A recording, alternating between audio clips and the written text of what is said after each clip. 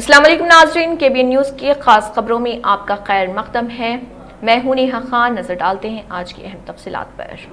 तेलंगाना में राशन डीलरों ने हुकूमत के रवैये से तंग आकर 1 अक्टूबर से रियासतगीर हड़ताल का ऐलान कर दिया है। उनका कहना है कि अप्रैल से सितंबर तक 6 महीनों के बकाया जात जो तकरीबन 100 करोड़ रुपए बनते हैं, हुकूमत ने अब तक वापस नहीं किए। डीलरों का इल्जाम है कि बारहा याद दहानी के बावजूद रियासती हुकूमत ने कोई मुस्बित जवाब नहीं दिया और हर महीने उन्हें अपने खर्च से ही राशन तकसीम करना पड़ रहा, जिसके बाइस किराया, मजदूरी और दीगर अखराजात बर्दाश्त करना मुश्किल हो गया। राशन डीलरों के मुताबिक कमीशन के लिए मरकजी हुकूमत ने अपना हिस्सा यानी 37.5 करोड़ रुपए जारी कर दिए, लेकिन रियासती हुकूमत ने अपने हिस्से की रकम नहीं दी, जिसके बाइस पूरा फंड रुका हुआ है। अप्रैल से अगस्त तक 75 करोड़ और सितंबर के 25 करोड़ बकाया हैं। डीलरों ने सख्त गम व गुस्से का इजहार करते हुए सवाल उठाए कि क्या रियासती हुकूमत के पास महज 37 करोड़ रुपए भी नहीं बचे। उन्होंने कांग्रेस हुकूमत को भी तनकीद का निशाना बनाया कि इंतखाबात के दौरान किए गए वादे जैसे इज्जत व एहतराम के तौर पर 5,000 रुपए माहाना देना और कमीशन में 300 रुपए का इजाफा करना आज तक पूरे नहीं हुए। राशन डीलरों ने खबरदार किया कि अगर फौरी अदायगी ना की गई तो वो न सिर्फ दुकानें बंद करेंगे बल्कि अक्टूबर के महीने का चावल भी तकसीम नहीं करेंगे, जिससे लाखों गरीब खानदान बराह रास्त मुतासिर होंगे।